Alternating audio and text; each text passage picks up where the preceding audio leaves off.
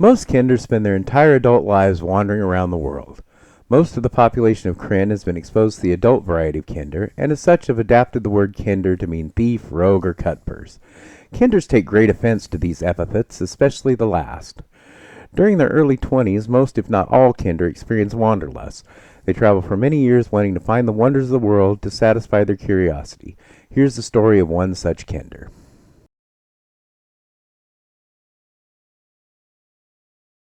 Hi everyone, and welcome to a clever episode of The Dungeon Crashers. I'm Guy. And I'm Zapil. Before we get started, be sure to like this video, subscribe to our channel, and turn on notifications so you don't miss any of our exciting D&D content. We would like to thank my nephew, who is also a part of our game group, for these awesome shirts. He got these for us for Christmas, but we got them a little early so we could show them off. So thank you, Bobby, for the shirts. For our third Dragonlance build, we'll be using the Kinder race. They are humanoid, their size is small, and they have a movement speed of 30 feet. They are said to be the descendants of gnomes or elves with a curious nature.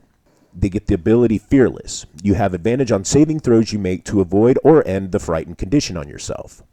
When you fail the save throw to avoid or end the frightened condition on yourself, you can choose to succeed instead. Once you succeed on a saving throw in this way, you can't do so again until you finish a long rest. The next ability they get is Kinder Aptitude. They can select one skill from Insight, Investigation, Sleight of Hand, Stealth, or Survival, and we are taking Sleight of Hand. When he sees something shiny, he must get his hands on it. The last ability they get is Taunt. As a bonus action, you can unleash a string of provoking words at a creature within 60 feet of yourself that can hear and understand you. The target must succeed on a wisdom saving throw, or it has disadvantage on attack rolls against targets other than you until the start of your next turn. The DC equals 8 plus your proficiency bonus, plus your intelligence, wisdom, or charisma modifier, and we went with wisdom. You can use this bonus action a number of times equal to your proficiency bonus, and you regain all expended uses when you finish a long rest. For languages, they get common and one other of your choice, and we went with Kinder. For ability scores, we use the point buy system. Kinders get ability scores common with the newer races. With 3+1 ability boosts, you can put anywhere, but no more than 2 on the same ability. We put an 8 on strength. He is small and agile, so strength isn't needed. We put a 14 on dexterity, making it 16 with 2 racial bonus points. It is going to be the main stat for this build, so it will need to be as high as possible. We put a 12 on constitution. He will be a melee character, so he will need some hit points.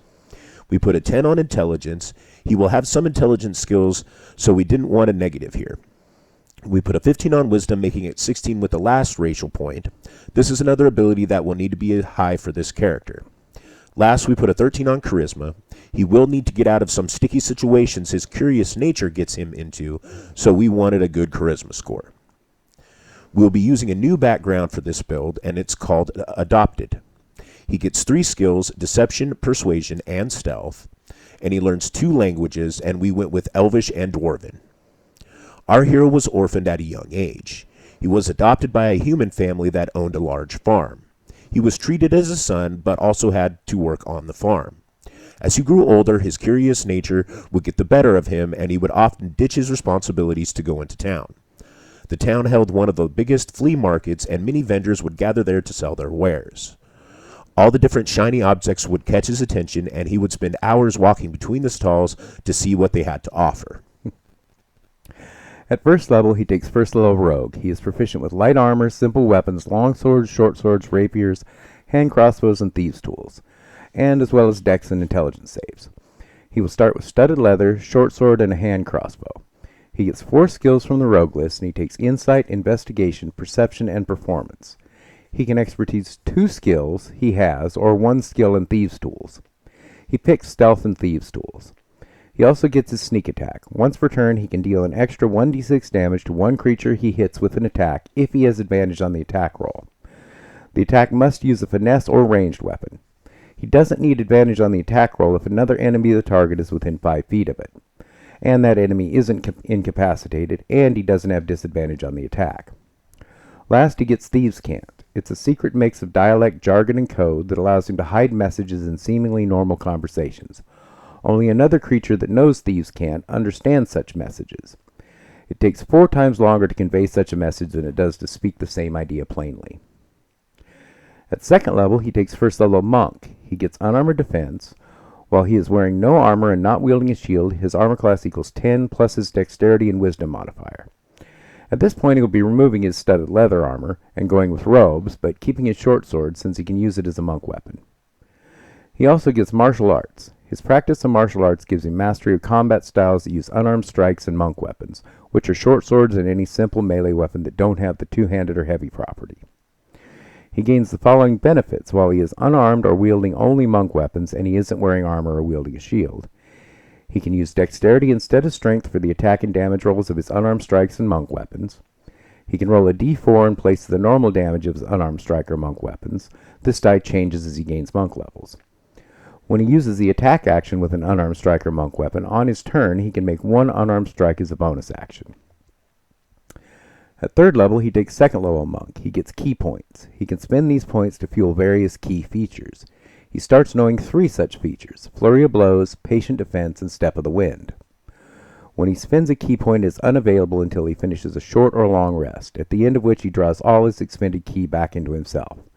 He must spend at least 30 minutes of the rest meditating to regain his key points. Some of his key features require your target to make a saving throw to resist the feature's effect. The saving throw DC is calculated as follows: 8 plus his proficiency bonus and his wisdom modifier. He has the ability Flurry of Blows. Immediately after he takes the attack action on his turn, he can spend 1 key point to make 2 unarmed strikes as a bonus action. He has Patient Defense. He can spend 1 key point to take the dodge action as a bonus action on his turn.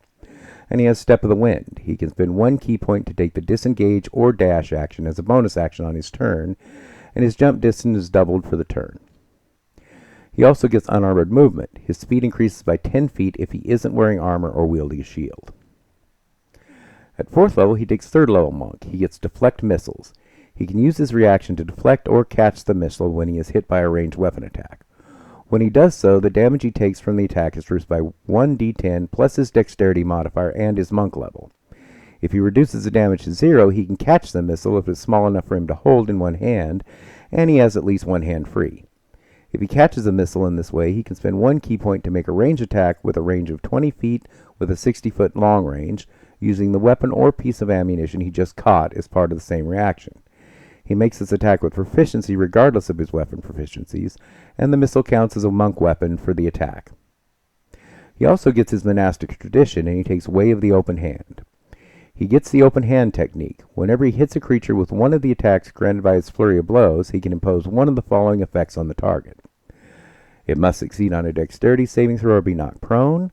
It must make a strength saving throw. If it fails, he can push it up to 15 feet away from him, or it can't take reactions until the end of his next turn. One day while at the flea market, one item called out to him.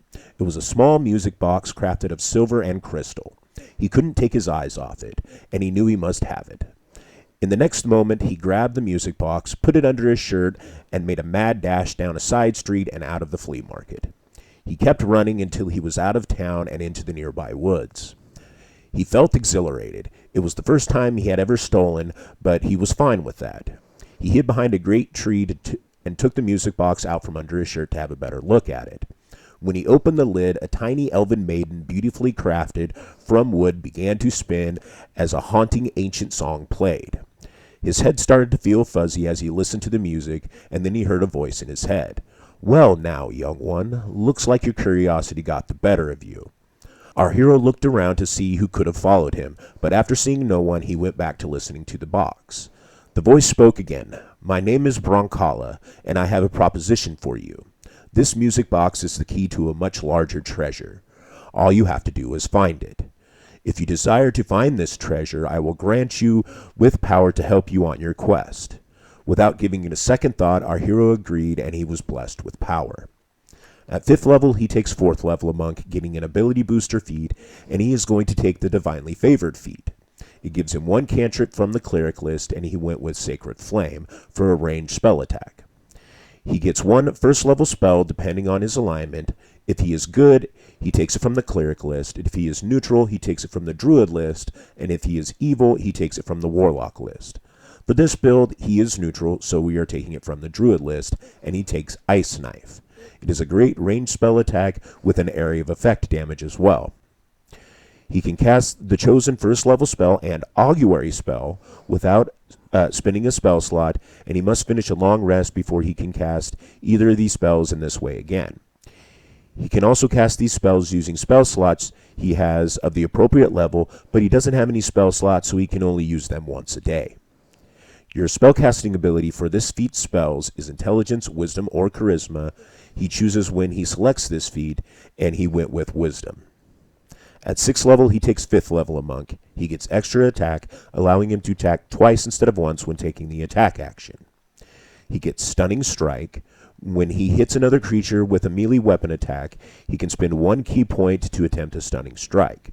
The target must succeed on a Constitution saving throw or be stunned until the end of his next turn. His martial arts die also improves here to a d6 as well. At 7th level, he takes 2nd level of Rogue.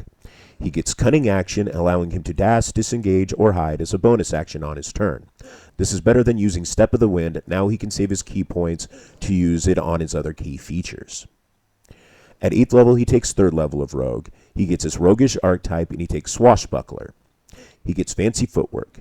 During your turn, if he makes a melee attack against the creature, that creature can't make opportunity attacks against him for the rest of his turn. Next, he gets Rakish Audacity. He can give himself a bonus to his initiative roll equal to his charisma modifier. He also gains an additional way to use his sneak attack. He doesn't need advantage on the attack roll to use his sneak attack against the creature if he is within 5 feet of it. No other creatures are within 5 feet of him, and he doesn't have disadvantage on the attack roll, although the rules for the sneak attack still apply to him. His sneak attack improves to 2d6 at this level. At 9th level, he takes 4th level of Rogue, getting an ability booster feat, and he's going to take the Fey Touch feat. It gives a +1 to either Intelligence, Wisdom, or Charisma, and he puts it on his Charisma, making it 14. He learns Misty Step spell and 1 first level spell of his choice. The first level spell must be of Divination or Enchantment School of Magic, and he takes Silvery Barbs for a great defensive reaction spell. He can cast each of these spells without expending a spell slot, and once he casts these spells in this way, he can't do so again until he finishes a long rest. The spellcasting ability is the ability increased by this feat. Broncala had explained to our hero that the treasure he sought was in the dragon's graveyard, but he would need one more item to open the pathway. There is a scroll that an old wizard had in his tower that he would need to get. The tower is located near Pentar, and he would have to be careful because the old wizard wouldn't take kindly to someone trying to steal from him. It took several weeks to get to the tower. During that time, our hero practiced the skills he would need to sneak into the tower and get the scroll. Finally, he reached the tower. It stood 100 feet high and was surrounded by a 20-foot-high wall. Climbing the outer wall was easy enough, but there's a solid steel door at the entrance to the tower. Pulling out his thieves' tools, he began the task of opening the door. After many failed attempts, the lock finally clicked open. In the next moment, the ground and everything around him erupted into flames. Thanks to his new abilities, he uses Misty Step to get away, but not before taking some damage from the fire. The tower was filled with many books and scrolls, but Broncala had told him that the one he was looking for would be special, and the wizard would keep it at the very top of his tower. Resisting the urge to look at the many shiny objects the wizard tower held, he made his way to the top. Thankfully, the wizard didn't appear to be home, but he still needed to be careful. He didn't want to be caught in another trap like he was at the main door. When he entered the room at the top, he was struck with awe. He had never seen that many books and scrolls in his entire life. From floor to ceiling, there were bookshelves stacked with old tomes and dusty scrolls. A lone desk sitting in front of a fireplace was the only furnishing in the room. Amidst a pile of books on the desk sat a crystal box with the carving of a gold dragon on the lid. This must be where the scroll is, he thought. He was careful this time and made sure to disarm any traps that were on the box. After some time, the box finally clicked open. The inside of the box was lined with red velvet, and a single scroll lay inside. Our hero knew that time was of the essence, so he grabbed the scroll and made haste out of the tower. At 10th level, he takes 5th level Rogue. He gets Uncanny Dodge. When an attacker that he can see hits him with an attack, he can use his reaction to halve the attack's damage against him. His sneak attack improves to 3d6 as well. At 11th level, he takes 6th level Rogue. He can expertise 2 skills he hasn't already, and he picks Investigation and Sleight of Hand. At 12th level, he takes 7th level Rogue. He gets Evasion, When he is subjected to an effect that allows him to make a dexterity saving throw to take only half damage, he instead takes no damage if he succeeds on the saving throw, and only half damage if he fails. His sneak attack improves to 4d6 at this level. At 13th level, he takes 8th level Rogue, getting an ability score, boost, or feat. He's going to boost his dexterity 18 for better armor class and to help with his dex-based skills. At 14th level, he takes 6th level Monk. He gets key empowered strikes. His unarmored strikes count as magical for the purpose of overcoming resistance and immunity to non-magical attacks and damage. His unarmored movement improves by 5 feet to 15 feet, and from way of the open hand he gets wholeness of body. As an action, he can regain hit points equal to 3 times his monk level. He must finish a long rest before he can use this feature again. Broncala told him now that he had the key and the scroll, he was to head southwest to the coast outside of Nordmar. He would have to wait until sunset before the key and scroll could be activated. Once he reached the coast, he set up a camp and waited for sunset. As the sun was setting over the water, he grabbed his pack, held the music box in one hand and the scroll in the other, and walked to the edge of the water. As the sun vanished beyond the horizon, a red light flashed. The sea began to churn, and the water erupted in front of him. It took our hero by surprise, and he fell to the ground. The sea parted to reveal a path in the sand. The path looked to be about 300 feet wide and 900 feet long. At the very end of the path, there was a swirling vortex that leads into the hidden realm of the dragon's graveyard. Our hero gathered his courage and stepped forth onto the path to continue his journey. At 15th level, he takes 7th level of Monk. He would get evasion here, but he already has it from Rogue. He does get stillness of mind. He can use his action to end one effect on himself that is causing him to be charmed or frightened. At 16th level, he takes 8th level of Monk, getting an ability score booster, a feat, and he's going to cap his dexterity at 20 for even better armor class and to help with his dex-based skills even more. At 17th level, he takes 9th level of Rogue. From Swashbuckler, he gets Panache. As an action, he can make a Charisma Persuasion check, contested by a creature's Wisdom Insight check. The creature must be able to hear him, and the other creature must share a same language. If he succeeds on the check, and the creature is hostile to him, it has disadvantage on attack rolls against targets other than him, and can't make opportunity attacks against targets other than him as well. This effect lasts for 1 minute until one of his companions attacks the target or affects it with a spell, or until he and the target are more than 60 feet apart. If he succeeds on the check and the creature isn't hostile to him, it is charmed by him for 1 minute. While charmed, it regards him as a friendly acquaintance. This effect ends immediately if he or his companions do anything harmful to it. His sneak attack improves again to 5d6 at this level. At 18th level, he takes 10th level of Rogue, getting an ability booster, a feat, and he's going to take the Tough feat. His hit point maximum increases by amount equal to twice his level when he gains this feat. Whenever he gains a level thereafter, his hit point maximum increases by an additional 2 hit points. Once our hero entered the vortex, he was thrown off balance by the rush of power. He was transported to a pocket dimension that floats in the ethereal sea. Before him lay a sea of bones. There lay the remains of all types of metallic dragons. Above him floated islands, great shrines which hold the spirits of dragons before they make their way to the dome of creation. The awe of the situation was overpowering. The only thing that could snap him back to the moment was a bright light in the distance. On the tallest hill in the graveyard stood a pedestal surrounded by bright light. As if in a trance, he walked his way to the hill and stopped before the pedestal. On top of the pedestal was a lance-looking weapon. It was 8 foot long with a sharp tapered point. It has barbs on both sides of the head, 2 feet from the tip. The haft and head looked to be made of dragon metal, while the pole is of hardened wood. Broncala's voice rang in his head again. "This is a Dragonlance. It is used to fight dragons and evil. I ask you to take this lance and deliver it to a Knight of the Rose in the east, where war is brewing. She is expecting you and will reward you with riches beyond your wildest dreams." Our hero thought about the idea of going to war. He didn't like the idea much, but he couldn't pass up the chance to get as much riches as he could. Plus, he didn't have much use for a lance anyway. Not wanting to have his journey end here, he tightened up his bootstraps, leaves the dragon's graveyard, and heads to the east and war.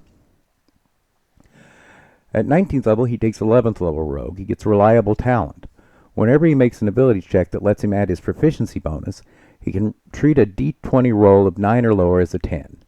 His sneak attack dice improves to 66 at this level. And last, at 20th level, he takes 12th level Rogue, getting his last ability booster feat, and he's going to take the Lucky feat. He could cap his Wisdom for even better armor class and save DCs, but this feat just fits this character, and he's going to need all the luck he can get. Yeah. He has 3 luck points. Whenever he makes an attack roll, an ability check, or a saving throw, he can spend 1 luck point to roll an additional d20. He can choose to spend one of his luck points after he rolls a die, but before the outcome is determined. He chooses which of the d20s is used for the attack roll, ability check, or saving throw. He can also spend 1 luck point when an attack roll is made against him, roll a d20, and then choose whether the attack uses the attacker's roll or his. If more than one creature spends a luck point to influence the outcome of a roll, the points cancel each other out, no additional dice are rolled. He regains his expended luck points when he finishes a long rest. This character would be fine going solo, but we think it would do much better in a party where he could use his racial taunt ability and sneak attack more effectively. His stealth skill and misty step make him the ideal scout, while using his short sword and flurry of blows he can deal a good amount of damage in battle. From way of the open hand, his open hand technique lets him knock enemies prone, push them away, or they can't take reactions, and this makes it easy for him to escape. With his lucky feet, silvery barbs, and uncanny dodge, he has a lot of ways to minimize damage. If you like this character and play one in your home campaign, please let us know what you think about it in the comments below, along with any questions or build requests. Join us next week when we build the Knight of the Rose the Kinder's bringing the Dragonlance to. Until next time, cheers.